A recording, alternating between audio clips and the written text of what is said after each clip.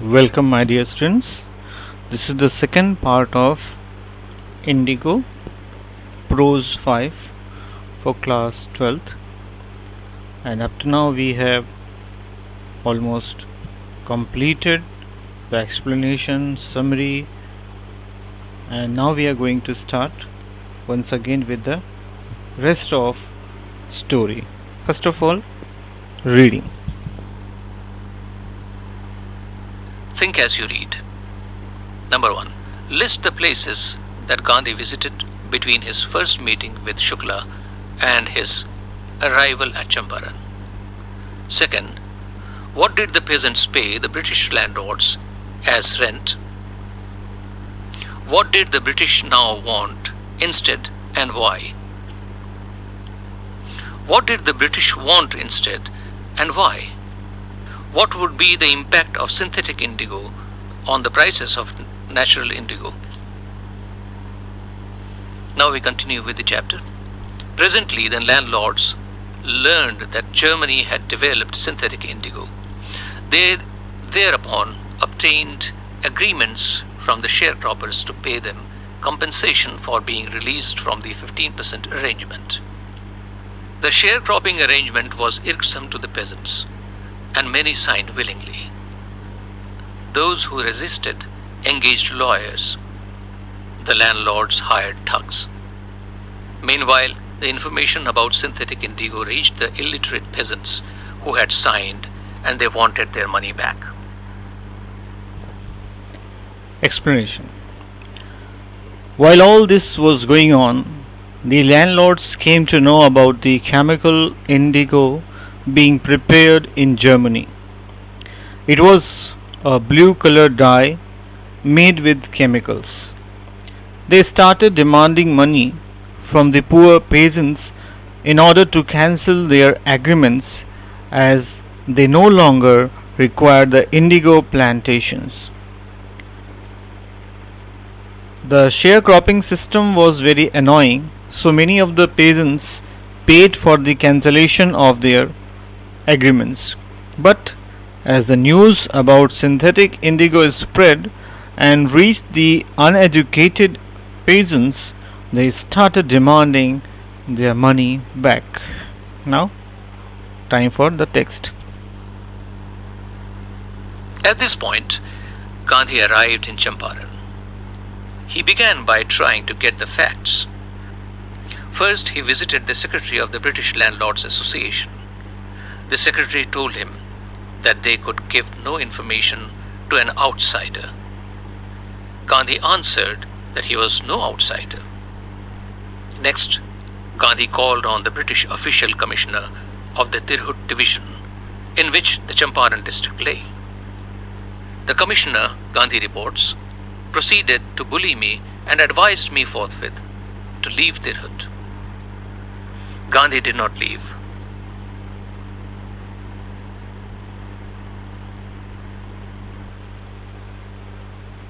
Explanation.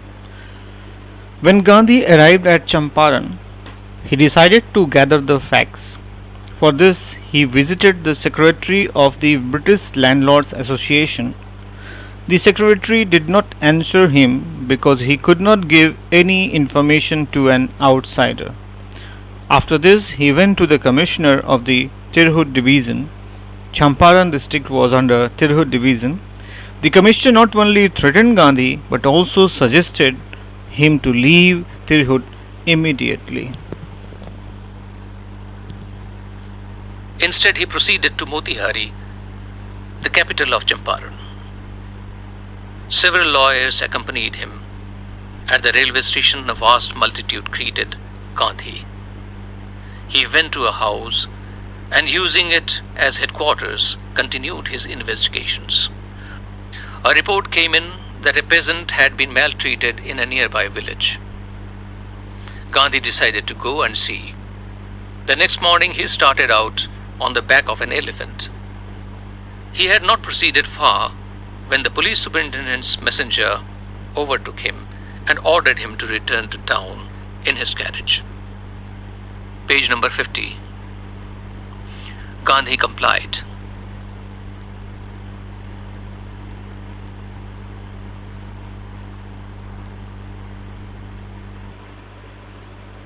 The messenger drove Gandhi home, where he served him with an official notice to quit Champaran immediately. Gandhi signed a receipt for the notice and wrote on it that he would disobey the order. Though Gandhi was threatened by the commissioner, this is the explanation now. Though Gandhi was threatened by the commissioner, he did not leave the place. He then went to Motihari, which was the capital of Champaran. He was joined by several lawyers. When they reached the station, they were welcomed by a large number of people. He then went to a house which was later converted into his headquarters. He started his inquiry into the matter. Gandhi decided to visit a nearby village when he came to know about an incident of ill treatment with a peasant. He was on his way on an elephant when the superintendent's messenger stopped him and ordered him to return back to the town. Gandhi followed him and the messenger took him back to his home. He was then served a notice which ordered him to quit his movement and return back. Gandhi received the notice and signed a receipt on which he wrote that he would not obey the order. In consequence, Gandhi received a summons to appear in court the next day. All night, Gandhi remained awake. He telegraphed Rajendra Prasad to come from Bihar with influential friends. He sent instructions to the ashram. He wired a full report to the viceroy. Morning found the town of Motihari black with peasants. They did not know Gandhi's record in South Africa. They had merely heard that a Mahatma who wanted to help them was in trouble with the authorities. Their spontaneous demonstration in thousands around the courthouse was the beginning of their liberation from fear of the British. Explanation. As a result, Gandhi got summons to appear in court next day. Gandhi was not able to sleep the whole night. He telegraphed Rajendra Prasad and asked him to come to Bihar and get some powerful people along. He sent some guidelines to the ashram and also telegraphed the whole matter to the viceroy. Next morning, Motihari was full of peasants as they wanted to support Gandhi. None of them knew about his work in South Africa. They only knew that there was a Mahatma who wanted to help them and was in trouble due to the officials. They started gathering in front of the courthouse. This incident was their attempt of setting themselves free from the fear of the British.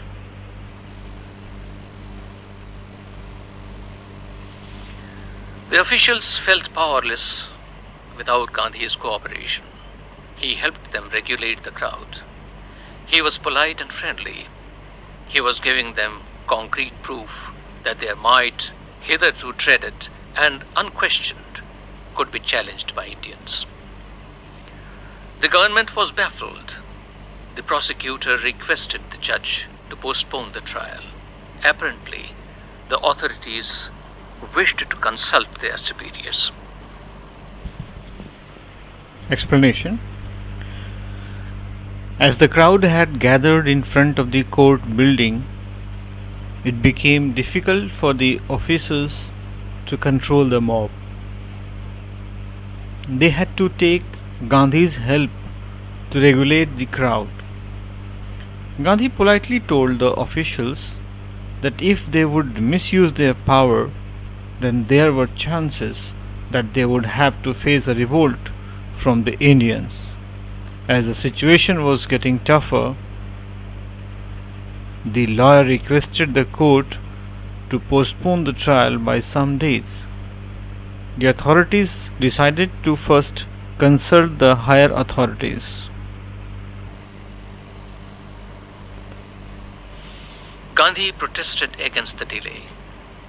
He read a statement pleading guilty. He was involved, he told the court, in a conflict of duties. On the one hand, not to set a bad example as a lawbreaker. On the other hand, to render the humanitarian and national service for which he had come. He disregarded the order to leave, not for want of respect for lawful authority, but in obedience to the higher law of our being, the voice of conscience. He asked the penalty due. The magistrate announced that he would pronounce sentence after a 2-hour recess and asked Gandhi to furnish bail for those 120 minutes. Gandhi refused. The judge released him without bail.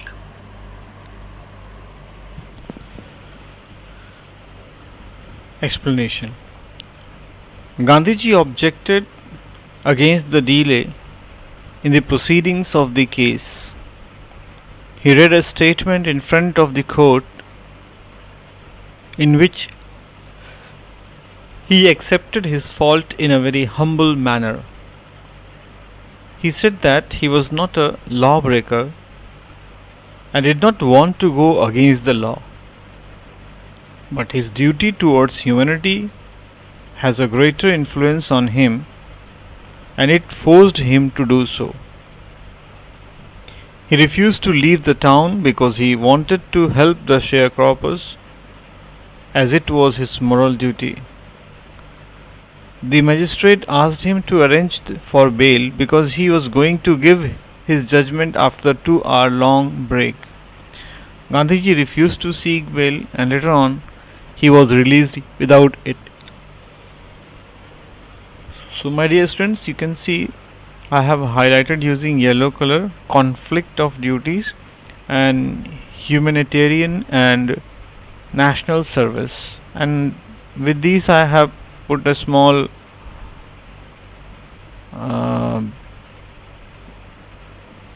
line here, important for board exam. So these two lines are important and you'll have to understand the meaning of these two words properly. Conflict of duties, it means there is a conflict as a human being and as a citizen of any particular place. So as a human being you have to follow some duties towards the humanity, and as a citizen you will have to follow the law and order. So there is a conflict. Same way humanitarian and national service. So at one side, because the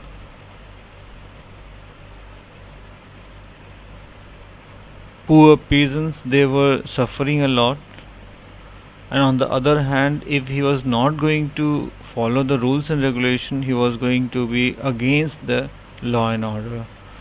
So in this conflict of duty, he refers to human ground and national service.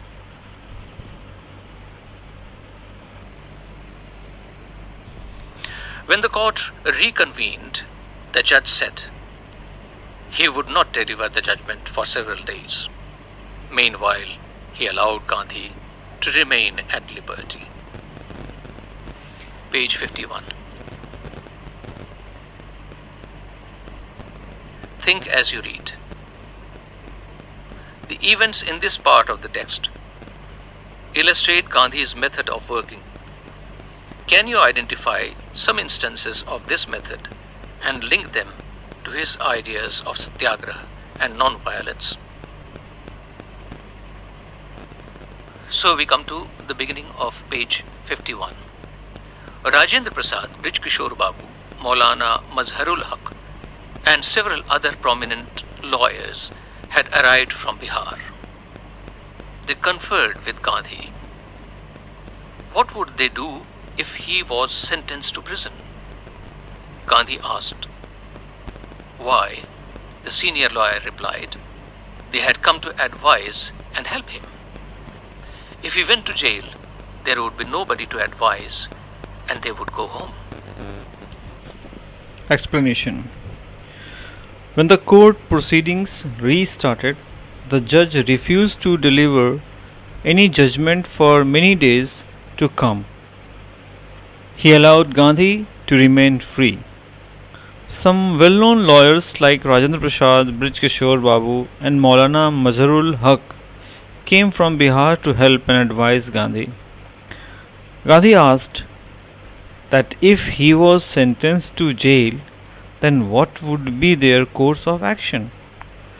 One senior lawyer replied that they were there to help him out, and if he was sentenced to jail, then they would return back.